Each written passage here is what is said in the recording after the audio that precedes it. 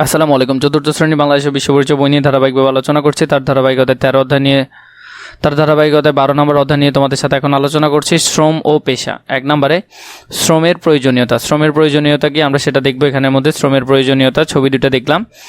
উপরের ছবি দুটি দেখে প্রশ্নগুলোর উত্তর খুঁজে বের করি। এখানের মধ্যে আমাদেরকে কিছু প্রশ্ন দিয়েছে এবং উত্তরগুলো লিখতে বলেছে। ছবি 1, তারা কি কাজ করছেন। 2, তাদের কি বলা হয়। 3, এই কাজ করতে তারা কি ধরনের শ্রম ব্যবহার করেন। 2 নম্বর, 1, মহিলাটি কি কাজ করছেন। 2, তাকে কি বলা হয়। এই কাজ করতে তিনি কোন ধরনের শ্রম ব্যবহার করেন। এই দুইটা প্রশ্নের উত্তরগুলো আমরা এখন দেখব। 1 নম্বরের মধ্যে তারা কি কাজ করছেন, পরিষ্কার পরিচ্ছন্নতার কাজ করছেন। 2 নম্বর, তাদের কি বলা হয়, পরিচ্ছন্নতা কর্মী বলা হয়। 3, এই কাজ করতে তারা কি ধরনের শ্রম ব্যবহার করেন, দৈহিক শ্রম ব্যবহার করেন। ছবি 2 এর মধ্যে মহিলাটি কি ধরনের কাজ করছেন, ছাত্রছাত্রীদের পড়াচ্ছেন। 2 নম্বর, তাকে কি বলা হয়, তাকে শিক্ষিকা বলা হয়। 3, এই কাজ করতে তিনি কি ধরনের শ্রম ব্যবহার করেন, মানসিক শ্রম ব্যবহার করেন। তো এই উত্তরগুলো তোমরা ভালো করে লিখে ফেলবে। পরবর্তীতে আমরা যেটা দেখতে পাই, সমাজের নানান প্রয়োজনে বিভিন্ন পেশার মানুষ রয়েছে। প্রতিটি পেশার মানুষ শ্রম দিয়ে থাকেন। প্রতিটি পেশার মানুষ দৈহিক ও মানসিক শ্রম দেন। কোনো পেশায় দৈহিক শ্রম বেশি আর কোনো পেশায় মানসিক শ্রম বেশির প্রয়োজন হয়। খতে আমাদের আশেপাশে থাকা বিভিন্ন পেশার মানুষ যারা শ্রম দিয়ে থাকেন তাদের তালিকা তৈরি করে। এখানে তালিকাগুলো আমরা লিখব। 1, রিক্সা চালক। 2, পরিচ্ছন্নতা কর্মী। 3, নির্মাণ শ্রমিক। 4, পোশাক শ্রমিক। 5, শিক্ষক। 6, চিকিৎসক। 7, প্রকৌশলী। 8, আইনজীবী। এইভাবে করে আমরা এই উত্তরগুলো এখানে লিখতে পারবো। পরবর্তীতে আজাদ তখন 4র্থ শ্রেণীর ছাত্র।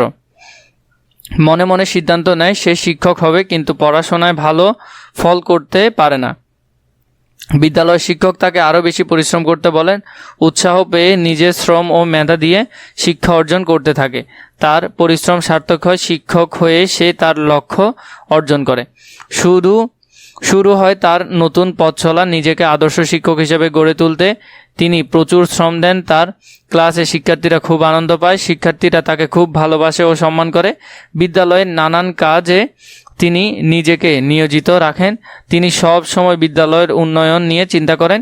তিনি ভাবেন ভালো কাজের জন্য শ্রম দিতেই হবে।